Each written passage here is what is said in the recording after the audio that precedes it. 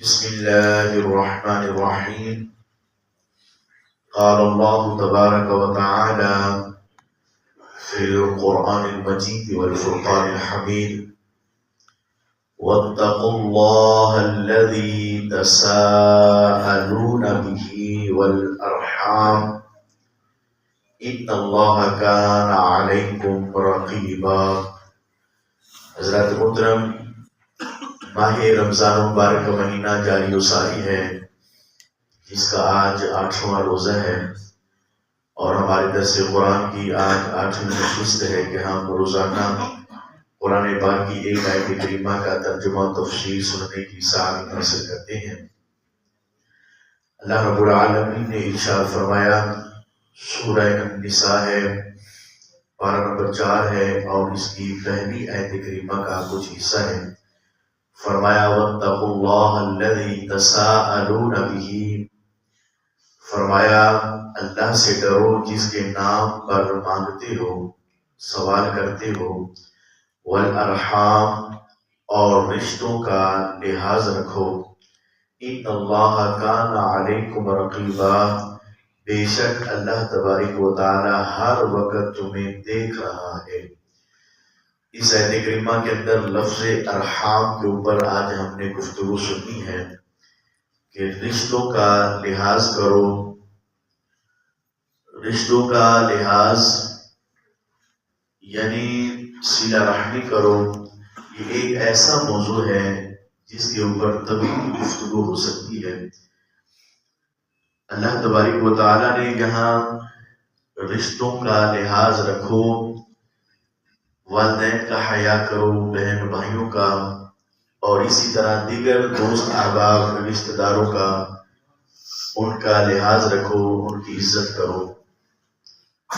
یہاں ہم دیکھتے ہیں کہ کریم آقا صلی اللہ تعالی علیہ وسلم کی کتنی احادیث ہیں صلہ رحمی کے اوپر، کہ کریم آقا صلی اللہ تعالی علیہ وسلم نے اس کے بارے میں اپنی امت کو آگاہ فرمایا کہ لوگوں صلہ رحمی کرو۔ صلہ رحمی ایسی نیکی ہے کہ فرمایا جو بندہ یہ چاہتا ہے کہ اللہ تبارک و تعالی مجھے وسیع رزق عطا فرمائے اور میری عمر میں برکت عطا فرما دے، تو فرمایا اس کو چاہیے کہ صلہ رحمی کیا کرے۔ صلہ رحمی کرو گے تو اللہ تبارک و تعالی تمہارے رزق میں بھی برکت عطا فرما دے گا اور تمہاری عمر میں بھی برکت عطا فرما دے گا۔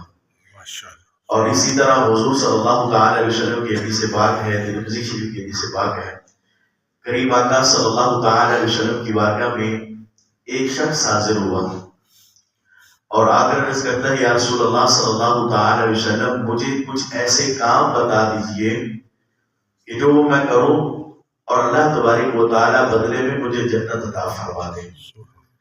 تو حضور علیہ السلام نے 4 کام اس شخص کو بتائے کہ یہ 4 کام کرو، اللہ تبارک و تعالی تمہیں سلامتی کے ساتھ جنت میں داخل فرما دے گا۔ پہلی چیز حضور علیہ السلام نے ارشاد فرمایا، سلام کو عام کرو۔ کہ جب بھی کسی سے ملو، چاہے تم اس کو جانتے ہو نہیں جانتے، تم اس کو سلام کرو، سلامتی کے ساتھ جنت میں داخل ہو جاؤ گے۔ اور دوسرا ارشاد فرمایا کھانا کھلاؤ، دوست احباب کو، غریبوں کو، فقیروں کو کھانا کھلاؤ، کہ فرمایا یہ ایسی نیکی ہے کہ اللہ تبارک و تعالی اس کے بدلے میں تمہیں جنت میں داخل عطا فرما دے گا۔ اللہ اکبر۔ اور تیسرا حضور علیہ السلام نے ارشاد فرمایا رات کے وقت جب سارے لوگ سو رہے ہوں، اس وقت اللہ تبارک و تعالی کی عبادت کرو، نماز پڑھو، یعنی نماز تہجد جو ہے وہ ادا کرو۔ نماز تہجد یہ ایسی فضیلت والی نماز ہے کہ انسان اپنے رب سے اس وقت ملاقات کر رہا ہوتا ہے، ہم کلام ہو رہا ہوتا ہے۔ آپ دیکھیں، اگر کوئی بندہ راز کی بات اگر ایک بندے سے کرتا ہے تو اس کی کیفیت کچھ اور ہوتی ہے، لیکن جب وہی بات اگر بندہ سبھی لوگوں کے سامنے کر رہا ہو تو اس کی کیفیت کچھ اور ہو جاتی ہے۔ تو اسی طرح جو ہے جب بندہ سب لوگوں کے سامنے اللہ کی بارگاہ میں دعا کر رہا ہو، اس کی کیفیت کچھ اور ہوتی ہے۔ لیکن جب انسان تنہائی میں اپنے رب کو یاد کر رہا ہو، اپنے رب کی عبادت کر رہا ہو، اپنے رب سے عرض و معروض کر رہا ہو، پھر اس کی کیفیت کچھ اور ہی ہو جاتی ہے۔ اللہ، اور یہ ایسی کیفیت ہوتی ہے کہ حضور علیہ السلام کا فرمان ہے، کریم آقا صلی اللہ علیہ وسلم نے ارشاد فرمایا وہ شخص جس نے تنہائی میں بیٹھ کر اپنے رب کو یاد کیا، اپنے رب کا ذکر کیا اور اللہ تبارک و تعالیٰ کو ایسے یاد کیا کہ یاد کرتے کرتے اس کی آنکھوں میں آنسو آ گئے، فرمایا اللہ تبارک و تعالیٰ ایسے خوش نصیب کو کل بروز قیامت اپنے عرش عظیم کا ٹھنڈا سایہ عطا فرمائے۔ سبحان اللہ، سبحان اللہ۔ تنہائی میں اپنے رب کو یاد کرتا ہے، جو تنہائی میں بیٹھ کر اپنے رب سے عرض و معروض کرتا ہے، اپنے رب سے دعائیں کرتا ہے، تو تنہائی میں رب سے گفتگو کرنا، رب سے ہم کلام ہونا، رب سے دعائیں کرنا، اس کی کیفیت کچھ اور ہی ہوتی ہے۔ حضور علیہ السلام نے اس سے ارشاد فرمایا جب سارے لوگ سو گئے ہوں تو پھر اللہ تبارک و تعالیٰ کی عبادت کرو، تم یہ کام کرو گے اللہ اس کے بدلے میں تمہیں جنت عطا فرمائے گا۔ اور چوتھا کام کریم آقا صلی اللہ علیہ وسلم نے ارشاد فرمایا لوگوں کے ساتھ صلہ رحمی کرو، اللہ تبارک و تعالیٰ تمہیں سلامتی کے ساتھ جنت میں داخل فرمائے۔ سبحان اللہ، اللہ اکبر۔ میرے بھائیوں، ہمیں بھی اس حدیث پاک پر غور کرنا چاہیے کہ ہم بھی جب ایک دوسرے مسلمان بھائیوں سے ملیں تو سلام کیا کریں، مسجد میں آئے ہیں، مسجد سے جا رہے ہیں تو لوگوں سے مصافحہ کیا کریں، لوگوں سے ملا کریں، کہ حضور علیہ السلام کا فرمان ہے، کریم آقا صلی اللہ علیہ وسلم نے فرمایا جب دو مسلمان آپس میں ملتے ہیں، مصافحہ کرتے ہیں اور مجھ پر درود پڑھتے ہیں، اللہ تو کریم آقا صلی اللہ علیہ وسلم نے فرمایا ان لوگوں کے جدا ہونے سے پہلے اللہ دونوں کے گناہ معاف فرماتا ہے۔ سبحان اللہ، سبحان اللہ اکبر۔ کتنی پیاری حدیث بات ہے کہ جب انسان ملتا ہے، مصافحہ کرتا ہے، لوگوں کے ساتھ ملتا ہے تو فرمایا مجھ پر درود پڑھو، تو فرمایا اللہ تبارک و تعالی ان دونوں کے جدا ہونے سے پہلے اللہ تبارک و تعالی دونوں کے گناہ معاف فرما دے گا۔ تو جب بھی ملا کریں، مسجد میں آئیں، مسجد سے جا رہے ہیں، لوگوں کے ساتھ مصافحہ کیا کریں، لوگوں سے سلام کیا کریں، تو حضور علیہ السلام کا فرمان بھی ہے کہ سلام کو عام کرو۔ تو میرے بھائیوں، ہمیں بھی چاہیے کہ ہم لوگوں سے ملیں، لوگوں کے ساتھ مصافحہ کریں، ان کو سلام کریں۔ تو حضور علیہ السلام نے یہ چار کام بتائے، فرمایا اے میرے صحابی یہ چار کام کر لو، اللہ تبارک و تعالیٰ تمہیں سلامتی کے ساتھ جنت میں داخل فرما دے گا۔ اور اسی طرح ایک اور حدیث سے بات ملتی ہے، حضرت سیدنا عبداللہ بن عمر رضی اللہ تعالیٰ عنہ سواری پر سوار سے جا رہے تھے کہ سفر پہ دیکھا کہ ایک دیہاتی شخص آپ کے پاس آتا ہے اور آپ رضی اللہ تعالیٰ عنہ نے ان کو اپنی سواری پر بھی بٹھایا اور ان کو تحفے میں اپنا امامہ پگڑی شریف بھی جو ہے وہ عطا فرمائی، اور جاتے ہوئے کافی جو ہے دعاؤں کے ساتھ اس کو نوازا، دعائیں دی۔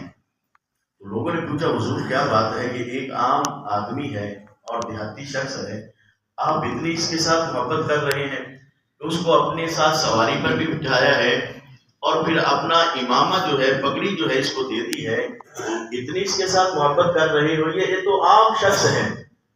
تو حضرت عبداللہ بن عمر رضی اللہ تعالیٰ عنہ فرمانے لگے بات دراصل یہ ہے کہ میں نے کریم آقا صلی اللہ علیہ وسلم سے سنا ہے کہ لوگوں اپنے باپ کے دوستوں سے بھی صلہ رحمی کرو، یہ میرے باپ کے دوست کا بیٹا ہے، میں اس کے ساتھ صلہ رحمی کر رہا ہوں، میرا باپ مجھ سے خوش ہوگا۔ تو والدین کے ساتھ بھی حسن سلوک، والدین کے ساتھ صلہ رحمی، رشتہ داروں کے ساتھ صلہ رحمی، اور اسی طرح والدین کے جو دوست احباب ہوتے ہیں ان کے ساتھ بھی صلہ رحمی کیا کریں، اس سے والدین خوش ہوتے ہیں۔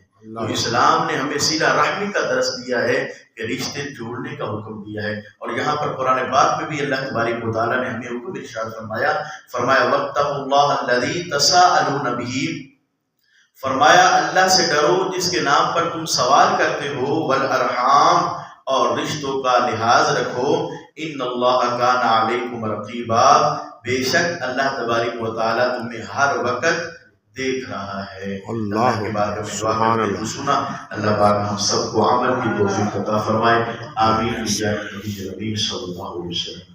بسم اللہ الرحمن الرحیم، اللہم صلی علی سیدنا و مولانا محمد وعلى آل سيدنا ومولانا محمد وبارك وسلم وصل عليه. آمين. اللهم أنت السلام ومنك السلام تبارك يا ذا الجلال والإكرام. آمين. اللهم ربنا آتنا في الدنيا حسنة وفي الآخرة حسنة وقنا عذاب النار. اللهم ربنا ظلمنا أنفسنا وإن لم تغفر لنا وترحمنا لنكونن من الخاسرين. آمين. اللهم ربنا لا تزغ قلوبنا بعد إذ هديتنا وهب لنا من لدنك رحمة إنك أنت الوهاب. اللهم رب اغفر وارحم وأنت خير الراحمين. آمين. لا إله إلا أنت سبحانك إني كنت من الظالمين. آمين. وأفوض أمري إلى الله إن الله بصير بالعباد. آمين. حسبنا الله ونعم الوكيل نعم المولى ونعم النصير. سبحان الله وبحمده سبحان الله العظيم. لا حول ولا قوة إلا بالله العلي العظيم. رضيت بالله ربا وبالإسلام دينا وبمحمد صلى الله عليه وسلم رسولا. اللهم ربنا تقبل دعاء. آمين. صلى الله تعالى على رسول خير خلقه محمد وعلى آله وصحابه أجمعين برحمتك يا أرحم الراحمين. آمين. صلی اللہ علیہ وسلم.